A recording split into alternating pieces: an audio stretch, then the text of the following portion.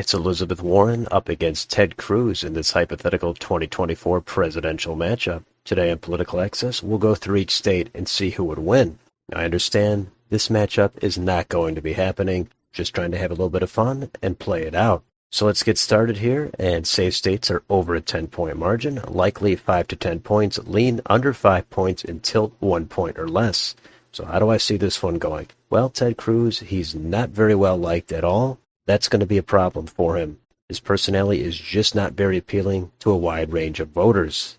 He does mostly have a lot of typical conservative credentials. He does try to stand out once in a while on certain issues, but he did come up in the Tea Party wave. At this point, he's fairly establishment. And Elizabeth Warren, on the other hand, I really don't think she is actually all that likable either. She is more so than Ted Cruz, but to me it comes off as inauthentic, like she's kind of trying too hard. At least that's my take on it. She has been regarded as fairly progressive. Some of her stances may have softened over the years, and she's kind of fallen into the more establishment class as well. So it does depend on what issues these two candidates would run on and emphasize. If Elizabeth Warren went too far to the left and ran on a lot of progressive issues, for the social and cultural issues, I think that would hurt her. If she stuck to more economic type of progressivism, a lot of that I think would be economic populist. That's probably her best route. Ted Cruz should probably go for the America First, right-leaning cultural populism. I think that would be his best bet. But if he's just going to run on government's too big, we got to cut taxes, that's not really going to go anywhere at this point. So having said all that, let's go through this. Alaska, that will be safe for Ted Cruz. Typically a red state, even though it's probably trending toward the left. I think Cruz should probably win it by over 10. Hawaii, any Democrat's going to win that by over 20. And Elizabeth Warren will take Hawaii. Back to the West Coast, Washington, Oregon, California, safe for Elizabeth Warren. No surprise there. How about Nevada? This was probably the hardest state for me out of all of them. I think there's a lot of working class voters, a lot of Hispanic voters in Nevada. They might be more amenable to Ted Cruz.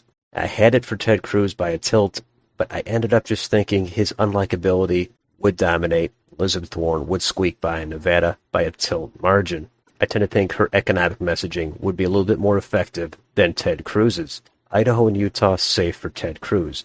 Arizona is trending toward the left. I think Ted Cruz would lose this. Elizabeth Warren would win it by a lean margin, but probably only 1 to 3 points.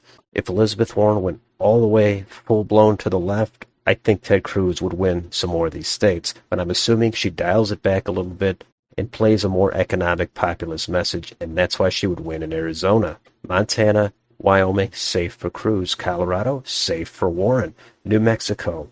This does border Texas, where Ted Cruz is the senator from. A lot of Hispanic voters in New Mexico. This could be closer than I think. I have it as a likely for Elizabeth Warren, but this was probably only about 5 to 5.5 points for me. Maybe Ted Cruz would pull it together and he would be stronger there than I think, and he would get it down to low to mid-single digits. But for right now, I think Elizabeth Warren would win this by just over 5, maybe up to 6 points. North Dakota, South Dakota, safe for Cruz. Nebraska at large, safe for Cruz. The 2nd District, that's the Omaha District. It's a little bit more red following redistricting. I have Elizabeth Warren winning it by a likely margin. That's trended away from the Republicans. Even if Elizabeth Warren is a little bit further to the left for that district, Ted Cruz is too unlikable to get it done there. Kansas, Oklahoma, safe for Cruz. How about Ted Cruz's home state of Texas? Well, we know he very nearly won re-election in 2018. He's also up for re-election in 2024. Who knows how that's going to go? If he were the nominee for president, I think he would win Texas over Elizabeth Warren, that's for sure, by a likely margin. I don't think it would get up to safe. I don't really think it would get under 5 points. Let's go to Minnesota. This will be likely for Elizabeth Warren. Ted Cruz is not going to have much appeal in a state like Minnesota. Even if Elizabeth Warren is a little bit further left than they might like in some of those light red or light blue counties, they would still vote for her. Iowa will be likely for Ted Cruz, 5 to 10 points.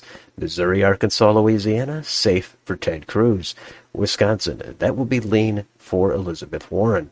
I don't really think Ted Cruz is a great fit for Wisconsin.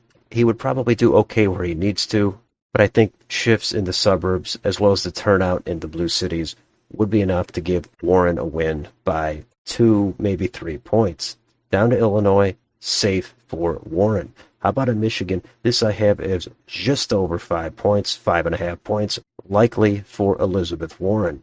Culturally, I think Ted Cruz would be a better fit, but I tend to think the economics would play better here. Elizabeth Warren would be talking about unions, workers' rights, and that's going to do better in Michigan. Indiana's safe for Cruz. Kentucky, Tennessee, Mississippi, Alabama safe for Cruz. How about in Florida? Well, we know the state is trending toward the right. They're not big on anything perceived as socialism. Elizabeth Warren would be painted as a socialist. I have Ted Cruz winning Florida by over 5 points, likely for Cruz. Georgia. How would Ted Cruz play in the suburbs of Atlanta? I don't think he would play well at all. I think Elizabeth Warren would drown out any of those red Trump counties, and she would win it by a lead margin of 2 to 3 points. South Carolina would be safe for Cruz. Up to North Carolina, that will be low single digits, lean for Cruz. Let's go over to Ohio. That will be likely for Ted Cruz. West Virginia, safe for Cruz. Up to Maine, at large, safe for Elizabeth Warren. She's going to start to do better here in the Northeast, wealthier, higher educated areas. Now, the 2nd district, that is more Trump-friendly, and I do have Ted Cruz winning it by a lean margin. How about New Hampshire? This I have as borderline lean likely for Elizabeth Warren. I kept it at a lean. Vermont, New York, Massachusetts, Connecticut, Rhode Island, New Jersey, Delaware, Maryland, and Washington, D.C. all are over 10 points and safe for Elizabeth Warren. I don't think there's much of a surprise in any of those states. Now, how about in Pennsylvania? Similar to Michigan and Wisconsin, I just don't see Ted Cruz having a ton of appeal here. A lot of the working class voters, I think, would mostly want to vote for a pro-union message. And although Elizabeth Warren, I don't think is the great messenger for that, I think Ted Cruz is not really going to be all that relatable, and Warren would win it by 2 to 4 points. And finally, the last state is Virginia. That's a pretty establishment state due to those Northern Virginia counties outside of Washington, D.C. The rural red counties, there's not enough vote there for Cruz. Warren would win this probably by high single digits. And that is my map, and that would result in 235 electoral votes for Ted Cruz, 303 for Elizabeth Warren. Elizabeth Warren would win this election by a mildly comfortable margin. Some of these states were very borderline for me, especially Nevada, but I just see Ted Cruz doing about 2 to 3 points worse than other candidates. I don't think he would be capable of winning a general election. He should not run for president again. He probably should not run for re-election in Texas, but looks like at this point he is. Elizabeth Warren, she's getting a little bit old. It might be time for her to step aside as well. Her strength is the economics, the union and blue-collar workers' rights type of approach, and I don't think Ted Cruz has much of an answer to that. Besides, government is too big, and the freedom, lower taxes is not really going to cut it anymore. He could definitely run on reforming government, cutting out waste, fraud, and abuse, streamline bureaucracy, reduce regulations. Those are things that would help someone like Ted Cruz. I don't think Elizabeth Warren is going to want to come out with that kind of messaging. If she focuses more on working class issues, she would win. If she goes hard on the climate, if she goes hard on social justice, that I think is going to flop for her. That's what a lot of those Rust Belt voters are tired of. They care about the basic costs of living. And of course, healthcare, that's personally the issue I think that both sides should go hard on. It used to be a strength of the Democrats. They seem to have backed away from it for whatever reason.